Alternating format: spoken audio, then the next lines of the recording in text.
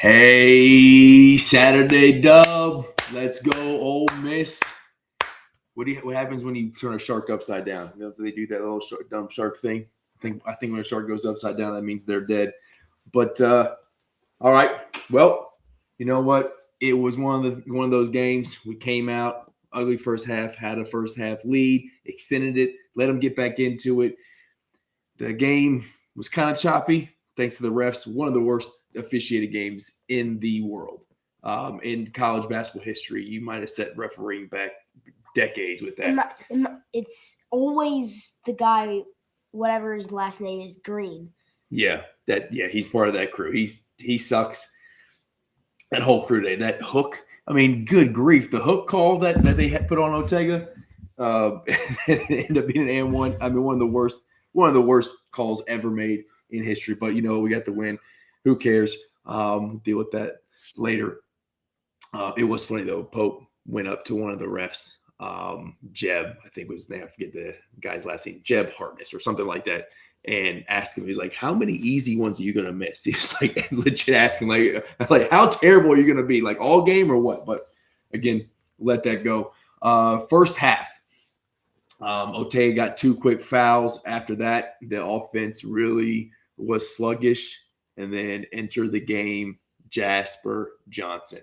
What'd you think about old JJ's performance in the first half as he came in and kind of got the offense clicking a little bit? I've been waiting in the entire season to see him play what his real potential is, and he showed it. He really got our team clicking. He got our team to a flow. He scored a lot of points. I think he had 8 straight, right, in that first half, something like that. Now that banked in 3. That was gross. That was gross. But if it goes in, it counts all the same, right? And how many banked in 3s have we seen in Rupp Arena that happened for the other team? So I'm okay with it happening for Jasper, but it got him going, right? Mm-hmm. He got himself in trouble a little bit running the point, got deep in the paint, didn't really know what to do, had a couple floaters that came up short, but he did get to the rim in that first half and was crafty. And even when he did lose control of the ball, like that dive, you know, he gets back on it, gets it to Moreno. Moreno gets the foul call out of the basket. So even when he does get himself in trouble, he is learning on the fly, right? And he's minimizing those mistakes. That walk-in 3 that he checked, but I thought we might have seen a career game from Jasper after that one. But he really did. He stepped up big for us. And in that first half, when we needed some points, we needed to kind of get a rhythm going, and then again in the second half comes in and hits a big shot. We'll talk about Ortega Owe second half. Tell me more about the first half. What did you feel about the game? Braden Garrison minutes, Yelovich minutes. Who else? Noah got some minutes in the first half. Who am I missing? I think that's pretty much it now that Cam's out with the injury. Moreno, too, a little bit. Yeah. Modi. Oh, yeah. Moreno and Modi. Moreno got the start. He played well. I mean, shoot, Moreno went 75% of the game without even getting a bucket. But he generates very points. Disappointing. Very. Yeah. You want him to score. He generates points other ways. But, yeah, talk me through the first half as we watched that game. Going in at halftime with a lead for like the first time in like 2 months, it feels like. Yeah. I personally, the whole game, it was almost the whole game. It was pretty bad ball movement. Again, we saw the Mizzou ball movement where we kind of stood, and sadly, we could have got more of those Trent Noah catch and shoot 3s, and we didn't want to pass it to him, especially that Yelovich one. I'm pretty sure it was Yelovich, but yeah. We didn't go for that much 3s, but almost everyone that we shot, like almost half we made. Yeah, let's For pull sure. let's pull up the box score. We had gone into this game leading the conference in 3-point percentage, right? So we had shown that we were able to shoot pretty well, but it came out and we weren't hitting those shots. So we go through and only shot 30% from three, 8 of 27. Again, 8 of 27. yeah, Jasper went 3 of 6 with 2 in the first half, 1 in the second half.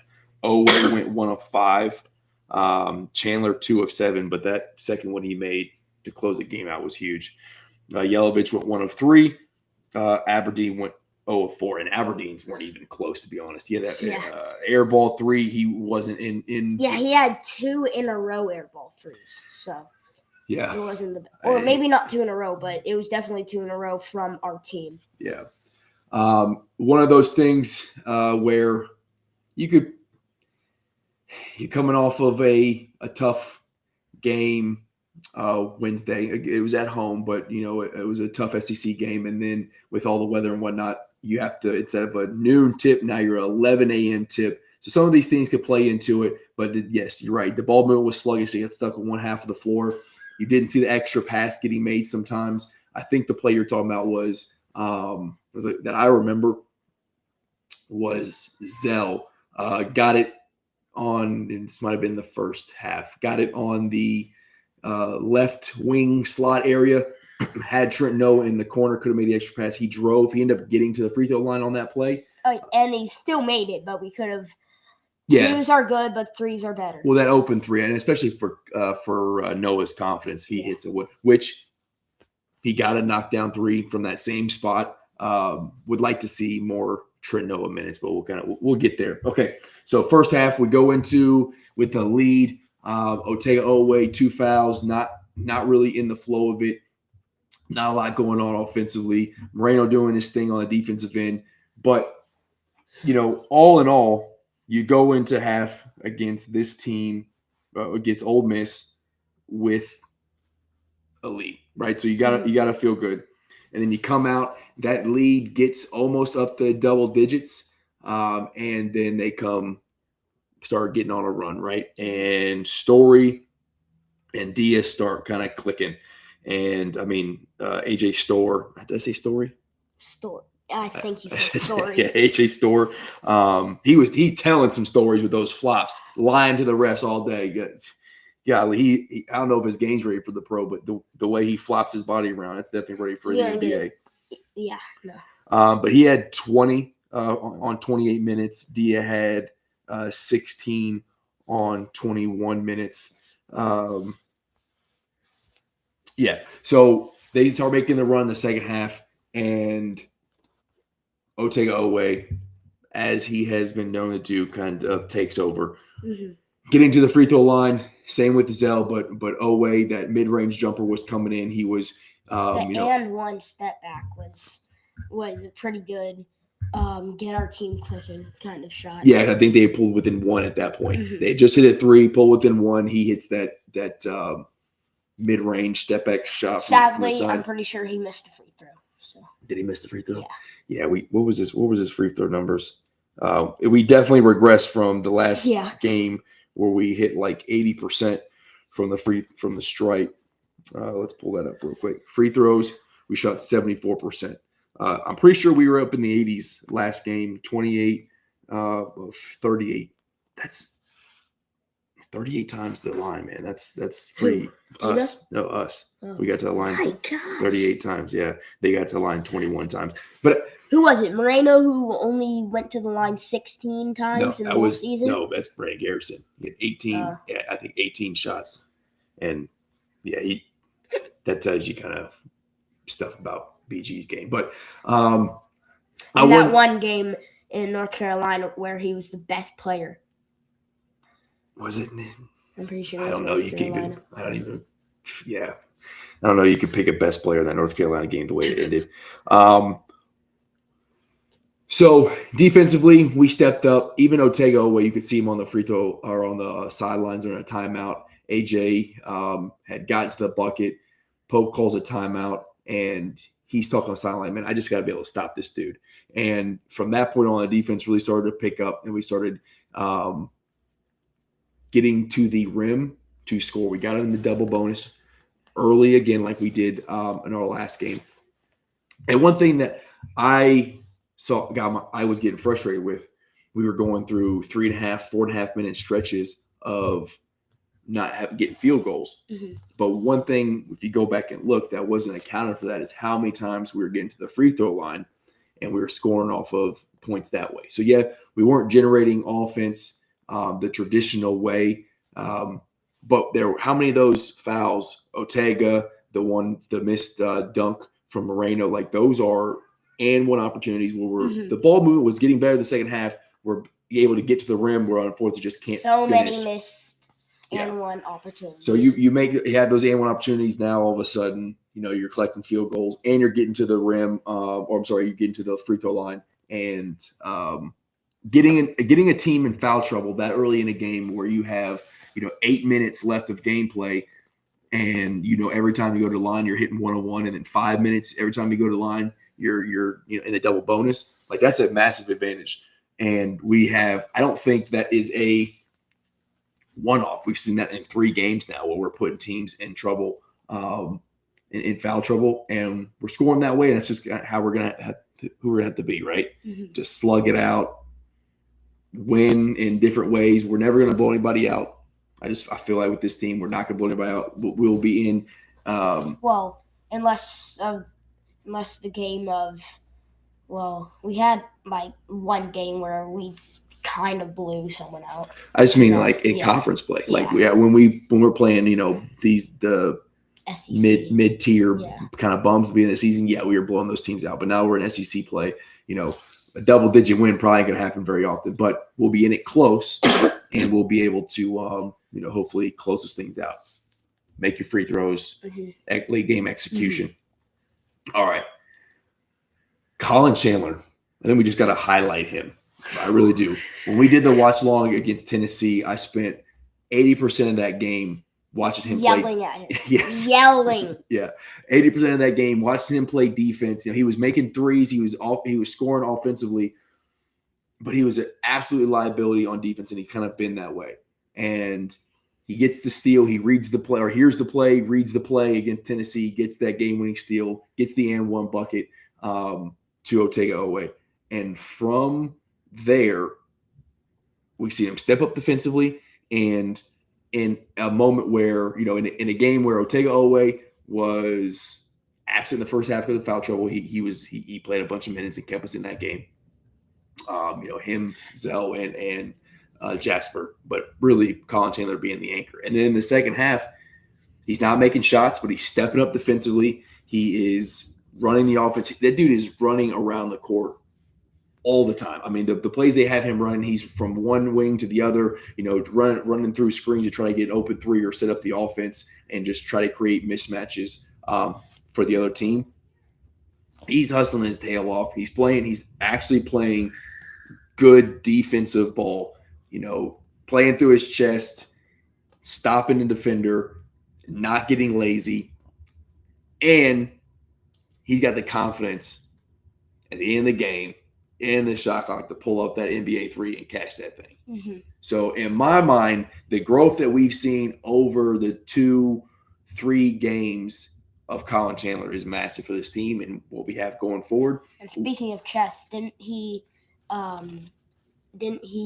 guard chest? Oh, the big man? I know him and Ortega got switched off from a couple times.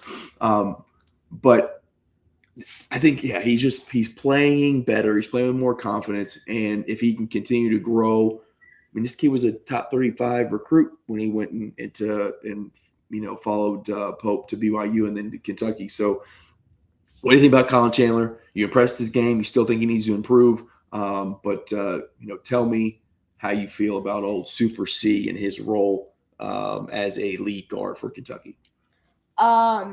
Yeah, like you said, still, I'm waiting to see the true Colin Chandler.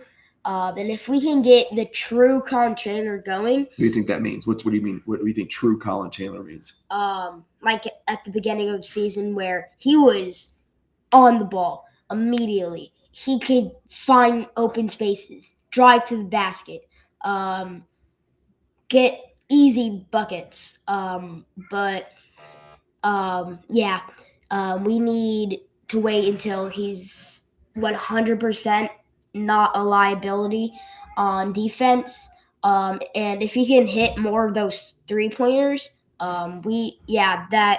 that position for him is definitely deserved.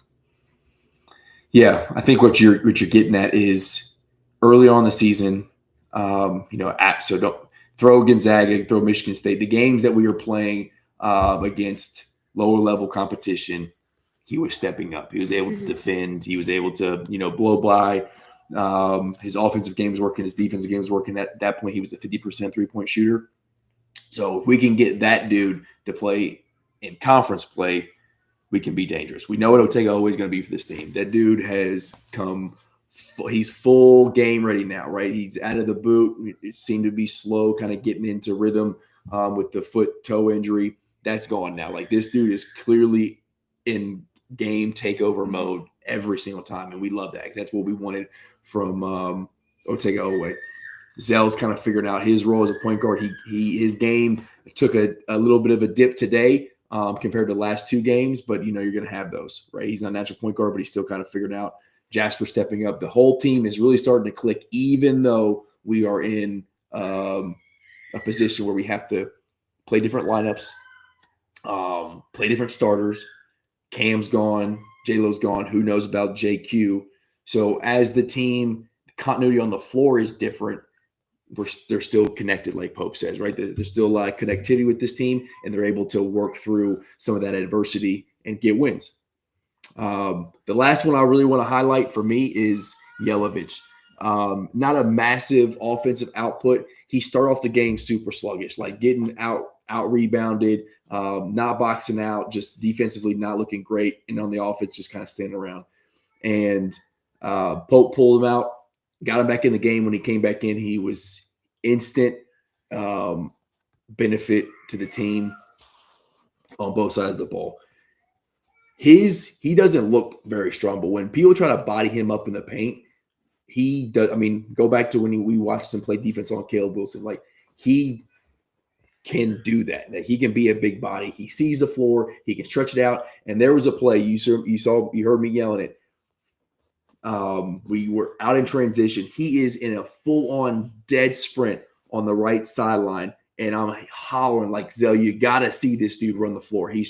Zell looking left, passes right. He goes to he can finish at the cup in transition. He can run the floor. He is going to be special for this team if he can unlock himself too. And his growth is massive, so we got to force him minutes so we can get like the true, like you were saying, like I want to see the true Andre Yelovich. That's what I want to see.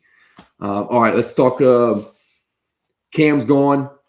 Brandon Garrison got more minutes in his absence, and so did Trent Noah. I'd like to see Trent Noah get more minutes. We saw him how he's a knockdown shooter. He's a high motor, high IQ guy. He's going to work for you all the time. He is decent on defense. He's not Cam, but he can play defense, and he will go fight for a board. Tell me what you want from Trent Noah, and did you like Brandon Garrison's extended role today, or do you think he needs to find less time? Yeah, BG, he can stay with that minutes, but if he's going to want to stay with those minutes, he needs to show that he's capable of those minutes. And, consistent, right? Yeah. If he's going to get 18, 20 minutes a game, it's got to be something where like how many turnovers did he have? Hopefully 0. Let me look that up. Let's see. He had 13 minutes, which I think that's probably the right. Yeah. I think that's the right spot for him. He had 1 turnover, 1 block. Looks like a total of 5 rebounds. What about assists? No assists, but I think that goes to he had a good find under the basket. Unfortunately, went to a free throw line and not an and-one opportunity where he collected an assist. So yeah, Brandon Garrison, 13 minutes. I think 13 to 15 is probably where he needs to live. and he needs to give you max effort every single time he's out there and create offense because unfortunately, he's just not going to be a great defender. Got a block today, but what about Noah? What do you want to see from Noah? I personally, to see more, I want more minutes for Noah. I want Pope to get Trent in more. Well, let's see how much he had. No, you can talk. Yeah, I mean, he didn't play very many minutes at all, but I think he's going to get more. He had 11. If he was open a bunch of times, we just couldn't find him. If he can keep getting open like that and find open spaces, get Kentucky to actually pass to him, bunch of threes are just going to click and click and click. And then it's going to be like how we said with a bunch of Kentucky players. The hoop's going to get bigger and bigger and bigger, and it's just going to be like we're throwing it in the ocean. So, yeah, more minutes, more collectiveness and open spaces for our team to actually pass to him, and then it'll lead to open buckets and easy points. Yeah, I think you can play Trent Noah similar to you played Cam Williams in a small ball lineup. You could have Moreno or Mo Diabate at the 5, and if you can't have Yelovich at the 4, I think you can absolutely put Trent at the 4. And if you get into a game where there was a period in time where I think Zell had 3 fouls, Ortega had 3 fouls. We were collecting them pretty easy. Mo had 4. Like if it gets to the point where you got to play him in that 3 spot, I think he can play that well too. He absolutely will stretch the floor. No one's going to be afraid of Trent Noah blowing by him with the dribble, right? Mm-hmm. But you can't leave him open. Like you saw what happened. They closed out slow on him, and he just jacked that thing up. And it's going to go in more times than not. It's just that stroke is pure. And, nothing to, not to forget. I think he's like 6'7". It's listed at 6'6". So, again, not the same wingspan or the defensive menace that Cam Williams is, but he's a serviceable guy who can get minutes, and I think he needs to get more. This is a good test for him. Come in there. They'll go look at the film, see how they can get him in there and implement him more. But now we're moving on to Vandy on the road. Mm-hmm. I hate that gym. I hate that elevated gym. I hate that team. Weird. It looks weird. Yeah, it's not a shooter's gym, at least if you don't shoot or play there often.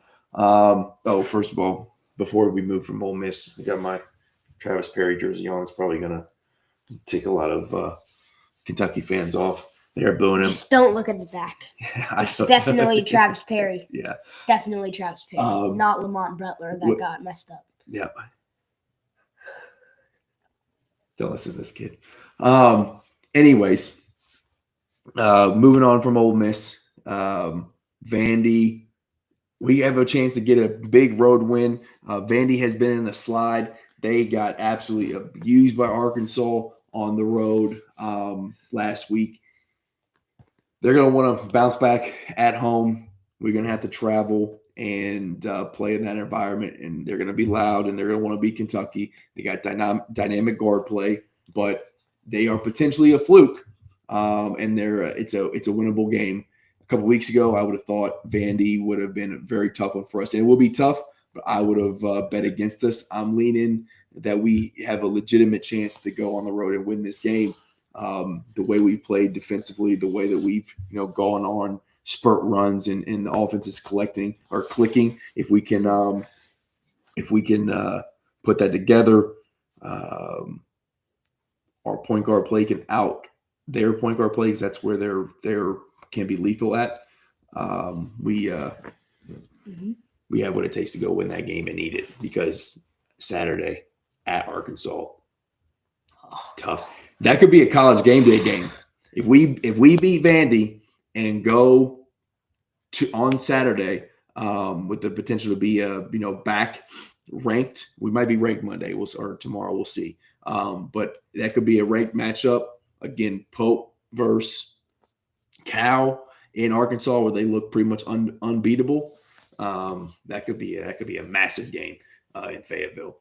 All right, so we'll close this thing out. Vandy. Do we take down the doors? Do we beat the brakes off the Commodores on Tuesday? Is it Tuesday or Wednesday? Let me look that up. Get the revenge for football. And last year, they beat us there last year at Vandy. Yep. So we are January 27th, which is Tuesday, 6 p.m. our time,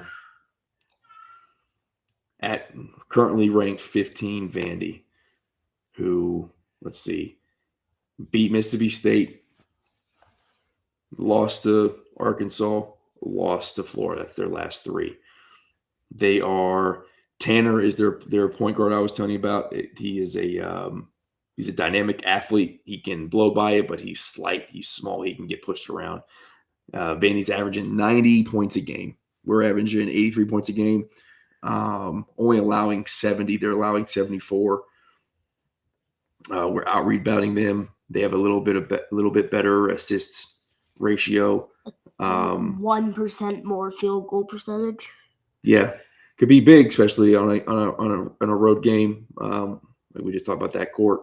They're averaging 9 steals. We're averaging just under 8. All right, so we're on a 5-game win streak. We're currently a game ahead of them in the conference. We're only a half a game back for the lead in the SEC. How do you see Tuesday going?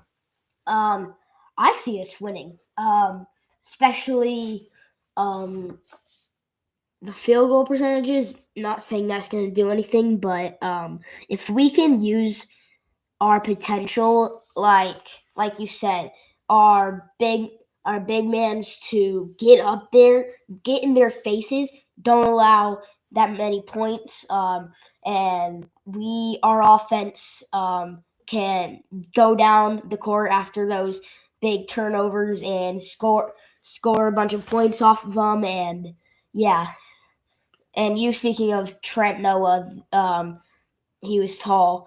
Man, what's his name? Bradshaw, traitor to Ohio State.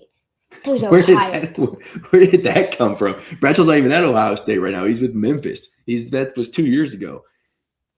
You just got hate, man. All right, that came out of nowhere. I'm saying like his wingspan, and he's very tall. Gotcha. Yeah, he might. I don't know. I think he just hadn't been able to really figure it out. No matter where he goes. But it's funny that Aaron Bradshaw just got some random hate. Anybody else you want to throw out that left? You want to take jabs at? Travis Perry. He left us.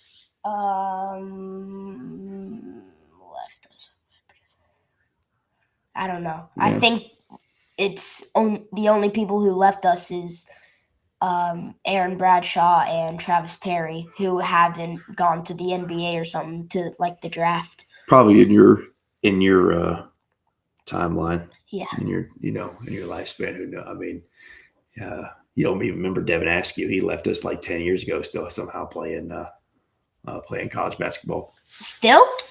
Yes. Okay. So my thoughts on it are, this is, defensively, how we play Tanner and their guard play. It will be big, but really it's the front court for me. We can't get pushed around there. They aren't a big team. Their leading rebounder is 6'7". McLaughlin is a tough guy. He's a big body. That's somebody that Mo Diabate should be able to match up with. That's somebody that even Brandon Garrison, Malachi Moreno should be able to have a field day with. So this is going to be a one where the points in the paint is going to have to be big for us. We beat them.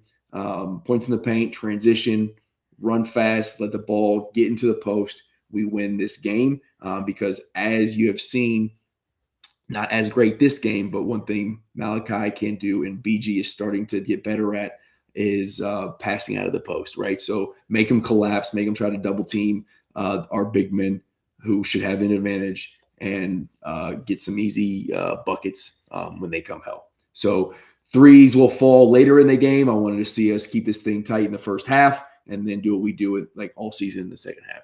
So I agree. I think we win. I do not think Vanderbilt gets to 90 like they have averaged all season. I'm going to say we win this game 78-71. We had some free throws late and win the game. It's close, but we hit some free throws late to extend it a little bit. 78-71. What do you think? Well, we were going to do almost the same thing. I was going to go 79-72. Okay. 79-72. We both got to win. So come on, Cats. Let's get a 6-game win streak. Let's go to Arkansas and let's shock the world because no one is going to take us to win that game. I promise you. 7 in a row. Let's beat in the back here next week. Show Cal that he chose the wrong team. Yeah. Oh wait, no. What's his name left us to DJ. Arkansas? Yeah. DJ Wagner. And You're right. Big Z. Get out of here. Z. He stinks. Yeah, it's all coming to me. Oh man, Z. I would love Z on this team, to be honest. 100%. I think Z on this team right now. The Georgia game, my gosh. Almost 3 threes. That was special. yeah, NCAA getting fired up. Messed up. Yeah, they did. They should have let him play earlier, but I think he's playing pretty decent in Illinois right now with his brother. But yeah, that. He's at Illinois. Yeah, I blanked. I did. DJ. Remember last year we left us. No. He's with LA right now. He's out here with us on the West Coast. But all right, weather is terrible out there in Kentucky and all the East Coast. So stay safe, be warm. We are fortunately right now in Cali. Let's take the Cats on fire and actually melt the ice a little bit. Yeah. Yeah.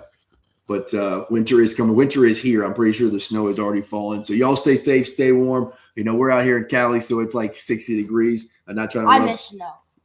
Yes. We're not trying to rub it in. But I hope y'all stay safe. We would much rather be out there on the East Coast with y'all four-wheeling and playing in the snow. But that being said, I know y'all getting a lot. And Kentucky ain't real known for their ability to keep power on and whatnot. It'll freeze out there. And unfortunately, those might be stuck without power in a bad spot. So be safe. Houston making stay a big warm. Comeback. Yeah, Houston just took the lead after being down massive in the first half. But hey, y'all stay safe. Appreciate you as always. Go Cats. We'll see you on our Heavy Sports Show happy hour later tonight.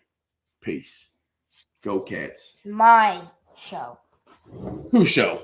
Mine. What's your show?